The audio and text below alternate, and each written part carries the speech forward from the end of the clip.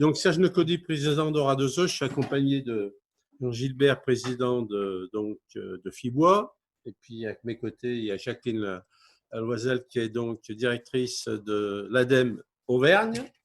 C'est bien ça? Auvergne-Rhône-Alpes. Voilà, Auvergne-Rhône-Alpes, bon. Et Jérôme Dassini qui s'excuse, qui est venu nous saluer, qui vient de repartir, qui avait d'autres obligations. Voilà, donc revenir quand même sur ce qu'est le CSBE pour ceux qui ont rejoint cette belle association.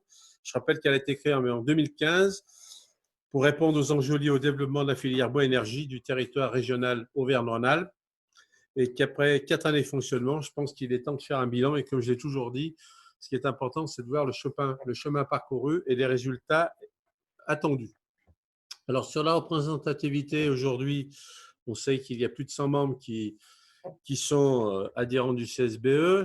On sait que aussi c'est un lieu incontournable d'échange sur les enjeux liés, bien entendu, à la filière bois-énergie, qu'il pèse dans la gouvernance régionale, et j'en veux pour preuve, puisqu'il assumera le rôle primordial du suivi du plan d'action du schéma régional biomasse sur le bois-énergie, schéma régional qui doit être validé cette semaine par la région. Donc, les professionnels, les collectivités et les associations pourront ainsi échanger et être associés à la stratégie régionale en la matière. Sur les solutions, comme nous l'avions dit, et ça conformément à la feuille de route de départ, le CSBE œuvre pour trouver des solutions concrètes au service des acteurs du bois-énergie, les informe et les associe dans une communication structurée et cohérente pour faire valoir justement l'intérêt de cette filière bois-énergie en région. Et je rappelle aussi que c'est une démarche très originale et unique en France. Alors, parmi les solutions engagées, je rappelle qu'il y a des recommandations sur les formules de révision de prix du combustible sur lesquelles nous avons travaillé, afin de mieux prendre en compte la réalité des producteurs et surtout un travail exploratoire avec 7 territoires candidats pour les aider à renforcer leur filière bois locale. Et que des groupes de travail pour la question de la qualité de l'air, le bois bûche, aussi, et sur la communication également. Alors, les enjeux pour l'avenir, d'où l'intérêt d'ailleurs de participer cette semaine à notre rencontre, c'est que le bois-énergie, c'est la première énergie renouvelable en France, mais qui est confrontée depuis des années et toujours, et pour l'instant encore plus en ce moment, à des défis majeurs. C'est surtout qu'il faut développer une dynamique très positive d'installation de chaufferie bois dans un contexte où les énergies fossiles n'ont jamais été aussi bon marché. Je rappelle par ailleurs qu'il y a une démarche engagée par l'ADEME et le CEREMA qui consiste justement à démarcher des collectivités pour les inciter à faire le choix de s'équiper d'un réseau de chaleur. Le renouvellement des équipes municipales devrait nous aider justement à cette prise en compte importante, parce que la réussite justement de nouvelles installations de chaufferie bois favorisant le développement des réseaux de chaleur ne peut se faire justement qu'avec les élus et les collectivités. Contexte économique aussi qui est défavorable, parce que malgré les financements importants du Fonds Chaleur, et je le rappelle qui a augmenté cette année, et de la région, c'est un enjeu des futures programmations et également des fonds structurels européens qui nous aident, et Ora2O en porte certains justement sur le sujet de la filière biomasse. Alors ensuite, un point qui est important, c'est qu'on doit expliquer aux citoyens, usagers et collectivités l'intérêt de développer une filière bois-énergie, parce que vous savez que beaucoup de discours, certains très négatifs, démontrent que la filière bois serait un moyen de détruire la forêt, alors qu'il n'en est absolument pas de question, mais au contraire, c'est un sujet d'importance parce qu'il permet justement de ne pas dépendre des importations et surtout de préserver une activité forestière soigneuse des paysages et une forêt multifonctionnelle. Et je rappelle qu'il y a une députée, Anne-Laure Catelot, qui a rendu un rapport alarmant sur les conflits d'usage en forêt. Cette audition a eu lieu ces dernières semaines. Nous attendons son rapport circonstancié sur le sujet.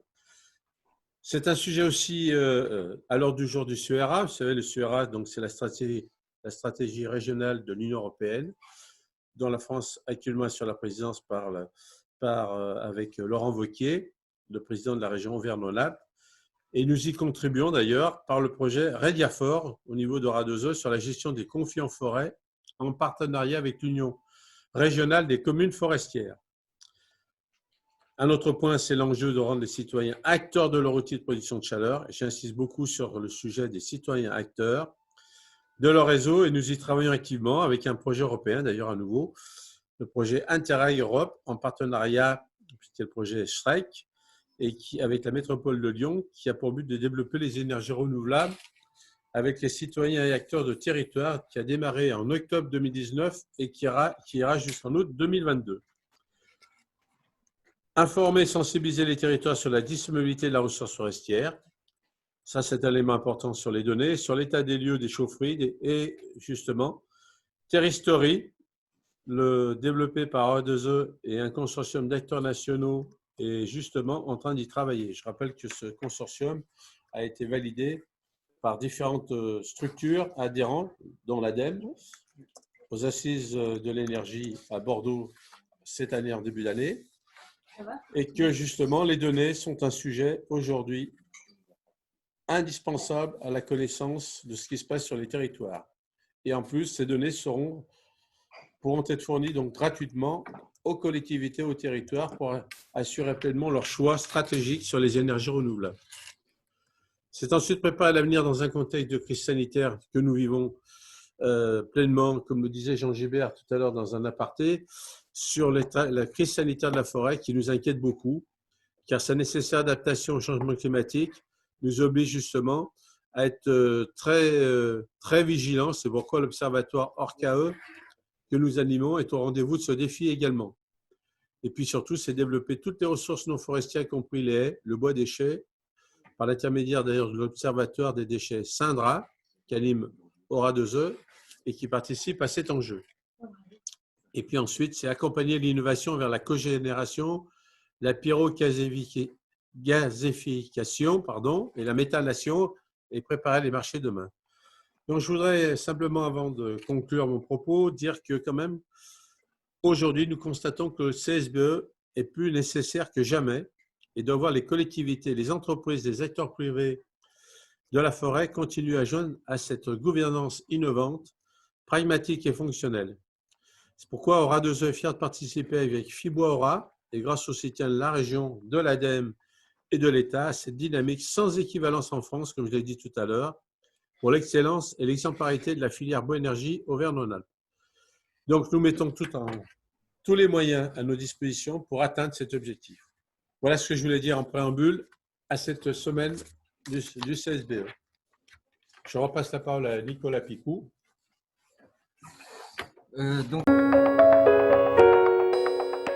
Bonjour à toutes et à tous. Je voudrais juste vous dire quelques mots, je crois, en introduction à vos travaux, féliciter l'ensemble des acteurs de la filière et toutes les personnes qui contribuent à cette belle réussite qu'est le CSBE. Je crois qu'on a eu plus d'une centaine d'acteurs qui ont répondu présent aux sollicitations et à ce souhait de travail collectif. Vous le savez, la filière bois-énergie est déterminante pour la production d'ENR en région. Elle l'est actuellement déjà. On a un potentiel exploité qui est important. Elle le sera encore plus à l'avenir. Le scénario 2030 qui a été développé avec la région et Aura2E l'a bien montré. C'est une des filières sur lesquelles nous comptons le plus avec la méthanisation pour atteindre nos objectifs. On aura aussi un travail sur le solaire, mais le bois-énergie fait vraiment l'objet de toute notre attention. Alors, on est dans un moment important. On aura cette semaine le vote du schéma régional biomasse, notamment, qui impactera et qui donnera un cadre de référence, qui est co-construit avec l'État. Et puis, une alimentation des budgets régionaux permettant de soutenir les différentes initiatives portées par les acteurs des territoires. En tout état de cause, je voudrais vous souhaiter de bons travaux tout au long de cette semaine et vous remercier pour l'engagement qui est le vôtre pour le développement de cette filière énergétique essentielle à l'obtention des résultats attendus pour la transition.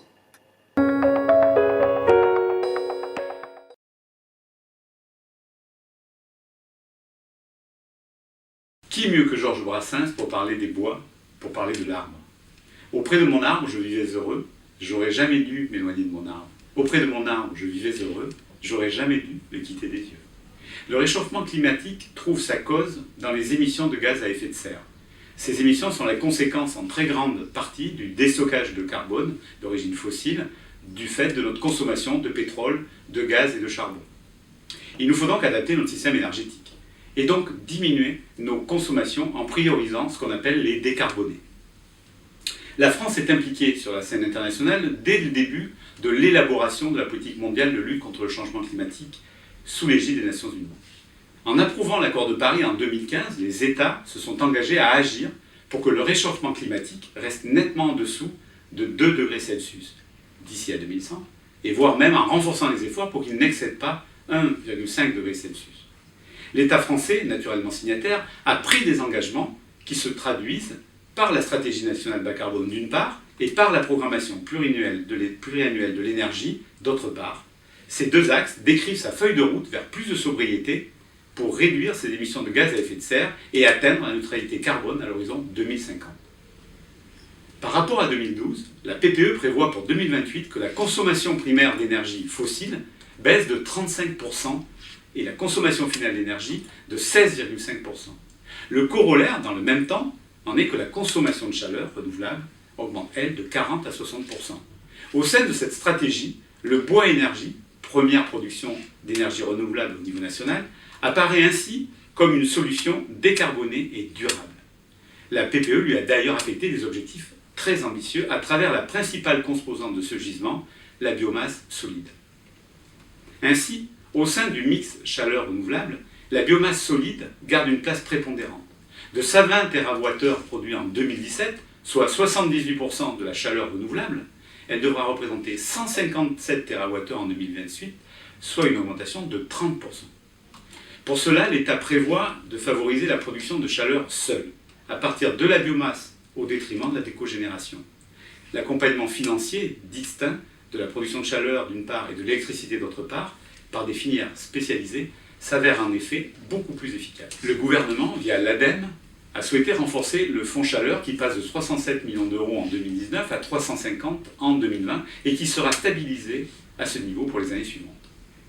Pour les particuliers, le crédit d'impôt pour la transition énergétique, le CIT, puis MaPrimeRénov' seront rendus plus efficaces à travers les nouveaux barèmes forfaitaires de 2020, le versement par l'ANA au moment des travaux, son élargissement aux propriétaires bailleurs en 2021, ainsi naturellement que la mise en place du service d'accompagnement pour la rénovation énergétique, particulièrement destiné aux ménages aux revenus modestes. La TVA à 5,5% sera maintenue pour les équipements de chaleur renouvelable éligibles au crédit d'impôt, ainsi que pour les travaux associés. Enfin, depuis mi-2019, les conditions d'éligibilité à l'éco-prêt à taux zéro ont été considérablement assouplies.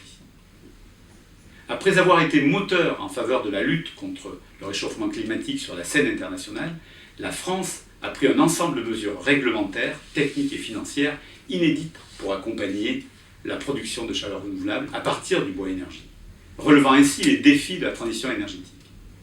Cette mobilisation doit s'effectuer, bien entendu, en respectant le principe de la hiérarchisation des usages. Ne jamais perdre de vue que la sobriété doit être notre obsession.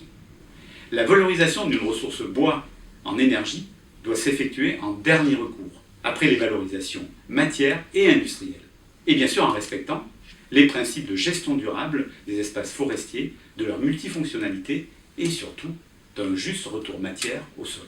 L'ensemble de ces précautions sont partie intégrante du schéma régional biomasse qui porte l'ambition partagée entre le Conseil régional et l'État d'une stratégie forte de développement du bois énergie pour les 15 prochaines années. Il prévoit d'augmenter la production du bois énergie à l'horizon 2035 de 6000 GWh, soit 50% de plus. Cela correspond à la création d'environ 1200 chaufferies. Pour y arriver, chaque collectivité, chaque industriel doit étudier l'opportunité de l'adoption de cette énergie, en participant ainsi à la neutralité carbone, à la création d'emplois verts, à la reconnexion avec la nature et à la qualité et la performance des territoires. J'espère que ces journées vous permettront de lever les questions que vous vous posez avant de passer le cap et de vous lancer dans le bois énergie pour moderniser et dynamiser votre action. Je vous souhaite une énergie en bois d'être, une souplesse de roseau, une longévité d'olivier et naturellement une sérénité de chêne pour profiter pleinement de ces 4 séquences consacrées au bois énergie. Je vous remercie de votre attention.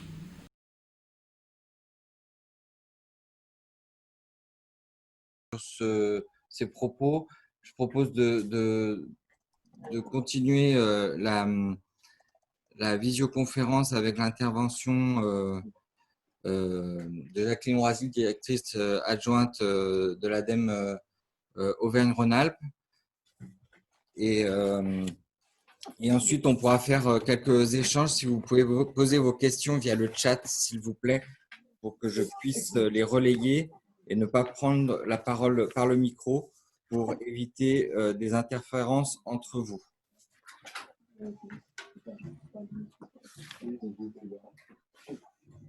Voilà, je me suis rapprochée du micro. Bonjour à tous. Donc, je vous présente les excuses de M. Dassini, qui n'a pas pu rester ce matin avec nous. Il est mobilisé sur la filière hydrogène avec le préfet de région cette matinée.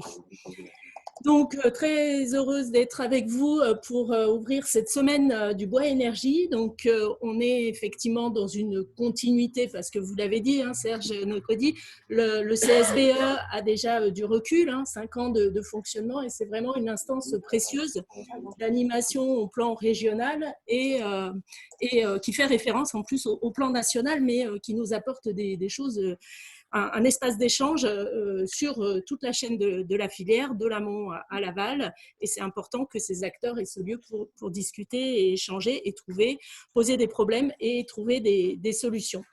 Donc, on est dans cette continuité, mais à un moment assez charnière où le schéma régional biomasse va donc être adopté, comme nous l'a dit Éric Fournier.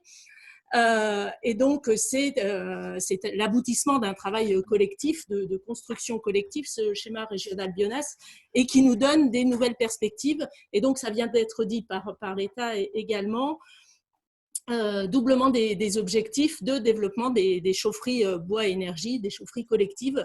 Le bois-bûche, on est plutôt dans une tendance de stabilité avec l'amélioration des performances des appareils de chauffage domestique, mais en termes de mobilisation de la ressource, on est plutôt sur quelque chose de stable. En revanche, sur les installations collectives, on est vraiment sur une ambition nouvelle, pour être dans la bonne trajectoire d'ici 2030 de la programmation pluriannuelle de l'énergie, comme ça vient d'être dit. Donc simplement, l'ADEME, on est aux côtés des acteurs sur l'accompagnement, l'animation qui est conduite au plan régional avec un outil de financement, d'accompagnement au développement des projets. Donc cet outil, vous le connaissez tous, c'est le Fonds Chaleur, ça a été dit. Il est en augmentation et on a une visibilité sur sa stabilité, voire son augmentation. Bon, ok, très bien. Ce que j'étais en train de dire, c'est que la nouveauté en termes de modalité de soutien, c'est qu'on cherche à contractualiser sous forme de contrat d'objectifs, donc sur une durée de 3 ans, avec différents types de porteurs de projets, soit des gestionnaires de patrimoine qui programment des investissements sur une période pluriannuelle, et donc on leur met en visibilité le soutien sur cette période-là. Soit avec des sociétés qui développent des services de l'offre, une nouvelle offre, c'est-à-dire de vente de chaleur à partir de la production de bois énergie, donc installation de chaudières bois et vente de chaleur. Donc ça, c'est des sociétés qu'on voit émerger et qu'on commence à soutenir aussi sous cette même forme de contrat d'objectifs. Donc l'aide du Fonds Chaleur est intégrée à leur offre directement. Et puis, troisième type de contrat d'objectif avec les territoires, donc avec les intercommunalités, communautés d'agglomération et communautés de communes, seules ou de façon regroupée, de façon à adresser un territoire sur lequel ça fait sens en termes de levier, pour jouer sur plusieurs leviers et créer une dynamique locale de structuration et développement de cette filière bois-énergie. Alors, on croit beaucoup à cet outil de contractualisation avec les territoires parce qu'on pense réellement que les territoires ont plusieurs leviers à jouer pour dynamiser cette filière du bois-énergie. On l'a dit, les objectifs sont vraiment conséquents. On doit doubler le rythme actuel. Donc, ça veut dire savoir mobiliser aussi cette ressource forestière, ressources à partir différents combustibles, la taille de haie également. Mais ça, c'est bien le territoire qui a une connaissance fine de ces ressources et des acteurs qui sont en capacité de s'organiser pour structurer les filières. On sait bien que le gisement proviendra aussi de la dynamique de la filière et donc de l'extraction pour des usages matières avant tout. Donc, l'idée de booster aussi la filière construction, c'est un enjeu majeur. On est convaincu qu'il faut jouer sur ce levier-là de booster la filière construction bois avec du bois local et ainsi ça génère de la ressource aussi pour la partie chauffage. Donc voilà, cet outil de contractualisation avec les territoires, on y croit beaucoup parce que ça génère aussi de l'activité locale et de la ressource. On ne finance pas du gaz ou du fioul qui partent, c'est de la richesse qui part ailleurs et loin des territoires. Donc, il est important de réinjecter ce potentiel-là dans les territoires. Voilà, je ne vais pas être plus longue. Simplement, de façon très concrète, toutes les demandes d'aide maintenant, que ce soit des aides aux études ou des aides aux investissements, doivent être déposées sur une plateforme que l'ADEME vient de créer qui s'appelle agirpourlatransition.adem.fr.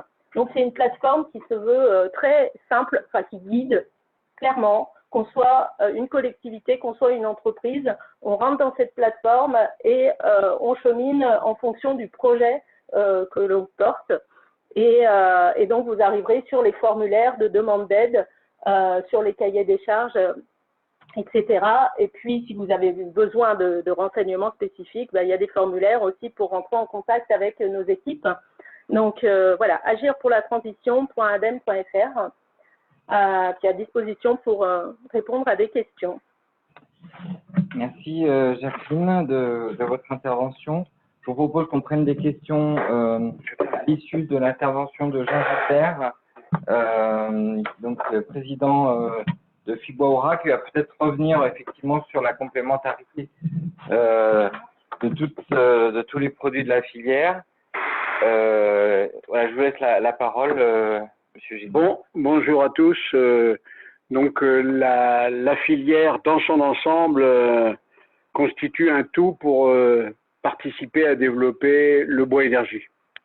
Alors, sur la question du bois énergie, la ressource est tout à fait suffisante. On ne se pose pas pour l'instant de problème de ressources, même si il faut être vigilant sur tel ou tel secteur où on peut rencontrer des problèmes de surexploitation.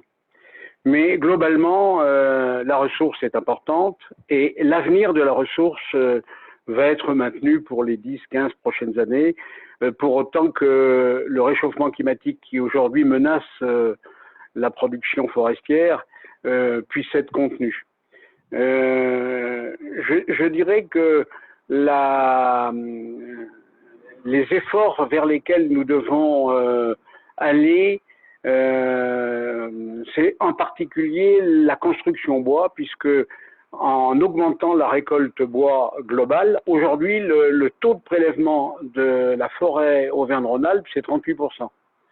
38%, c'est tout à fait insuffisant. Il nous faudrait arriver à 55, 56, 58% de prélèvement, à la fois pour la qualité de la forêt, mais à la fois aussi pour développer l'économie du bois et les emplois.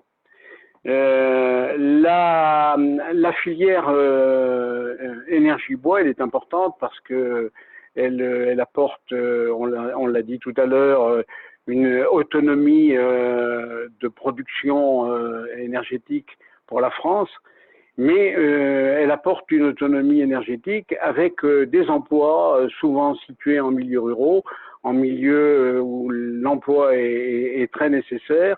C'est un peu plus de 10 000 emplois aujourd'hui en France. Et donc, c'est pour cette raison que nous devons continuer à l'encourager. Le bois énergie aujourd'hui, en termes de prélèvement, représente 20% de l'ensemble des prélèvements forestiers. 80% sont à destination des bois d'œuvre et des bois d'industrie. En augmentant la récolte globale, on va mettre à disposition de la consommation énergétique bois des quantités de bois assez importantes. Et je me réjouis de voir que dans le plan qui a été annoncé tout à l'heure, on va se donner comme objectif d'augmenter pour les collectivités, d'augmenter de 50% la consommation bois-énergie. C'est un défi qu'on peut relever ensemble.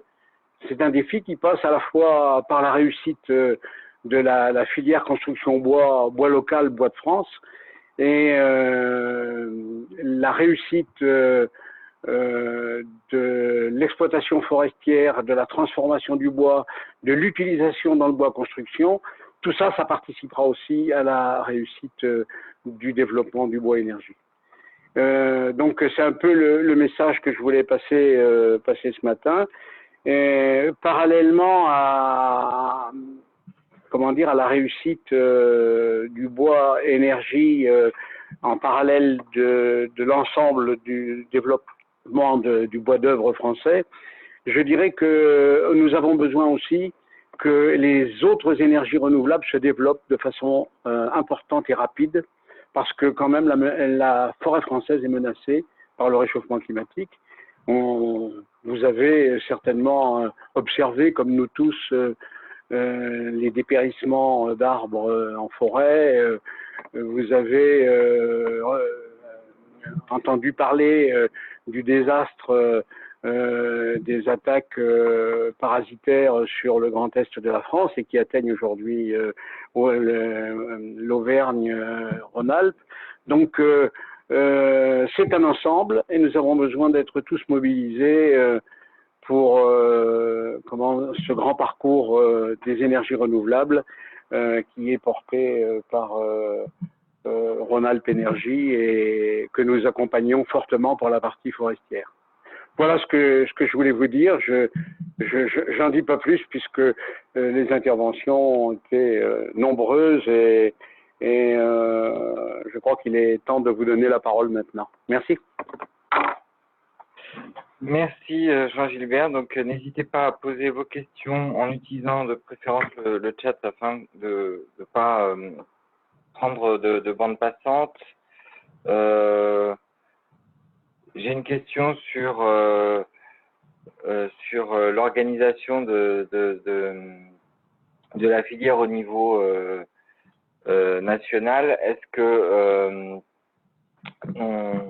on pourrait avoir, j'imagine, plus de liens organiques entre les instances régionales et nationales, avec les ministères, avec voilà, pour qu'on prenne en compte un peu notre spécificité. Comment est-ce que vous, acteurs régionaux, vous pensez qu'il est nécessaire de faire remonter peut-être nos spécificités, des choses voilà, qui préoccupent plus particulièrement les acteurs régionaux? Moi, je réponds, Serge Mécody. Donc, sur ce sujet, bien sûr, ce qu'on a mis en place sur la région de manière mutualisée, c'est que ça doit servir d'exemple à d'autres régions. Alors, c'est vrai qu'on est une région très fournie en bois, mais avec des spécificités de territoires qui sont certains très montagneux, d'autres de plateaux, d'autres plaines. Donc, ce que nous essayons de faire à travers ce travail collectif qui va s'inscrire dans le cadre du schéma régional biomasse, l'intérêt, c'est justement de voir si ce que nous faisons peut être mutualisé au niveau national. Mais pour l'instant, j'attends avec beaucoup d'impatience que le schéma régional soit validé pour qu'ensuite, à partir du moment où le CSBE fait partie du schéma régional biomasse, on puisse travailler sur la ligne, je dirais l'ensemble des portes que nous avons ouvertes sur les différentes réunions que nous allons avoir. Et c'est vrai que si on arrive à démontrer, en particulier sur les problématiques de prix et des problématiques de concurrence avec les énergies fossiles, en particulier le gaz, on pourra peut-être travailler de manière plus collective. On sait bien que les territoires, il y a des territoires qui sont en plein développement d'activités forestières, d'autres moins. Et puis, il y a surtout un problème de développement des réseaux de chaleur. C'est les réseaux de chaleur qui aideront pour l'énergie à faire émerger la consommation du bois. Et comme l'a dit tout à l'heure Jacqueline, ce qui est vrai aussi, ce qu'il faut bien regarder, c'est que le bois énergie et le bois construction sont indissociables pour réussir sur cette filière. Voilà, je ne sais pas si Jean veut dire quelque chose. Oui, au niveau national, l'ensemble des interpros des régions sont réunis dans une fédération nationale qui s'appelle maintenant FIBois France. Et donc, nous portons cette volonté d'être en cohérence nationale. Alors, il y a le label France Bois Bûche qui est porté par les interprofessions. Et je sais que CBQ+ est en démarche pour développer la marque au niveau national, et c'est une excellente chose que ces labels de qualité bois puissent trouver une audience nationale. C'est indispensable pour son audience, pour augmenter son audience et l'adhésion des consommateurs. Et sur le plan de l'ADEME, la force, c'est effectivement ces SMH, les expériences au niveau régional qui petit à petit essaiment chez les voisins, c'est le cas de CBQ+. Et on anime au plan national ce qu'on appelle un comité des partenaires du Fonds Chaleur, dans lequel on retrouve plutôt les opérateurs de la demande, enfin de l'offre d'énergie, qui sont représentés, mais dans lequel il y a les associations qui représentent les collectivités, donc plutôt la maîtrise d'ouvrage, et puis on a les opérateurs énergétiques, et donc c'est un lieu de concertation sur lequel il y a des propositions qui sont formulées et bien souvent des évolutions qui sont prises en compte. Après, il y a eu aussi tous les groupes de travail autour d'Emmanuel Vargon sur l'année 2019 maintenant. Donc oui, c'est important que les voies effectivement régionales s'organisent pour qu'il y ait des messages forts au niveau national.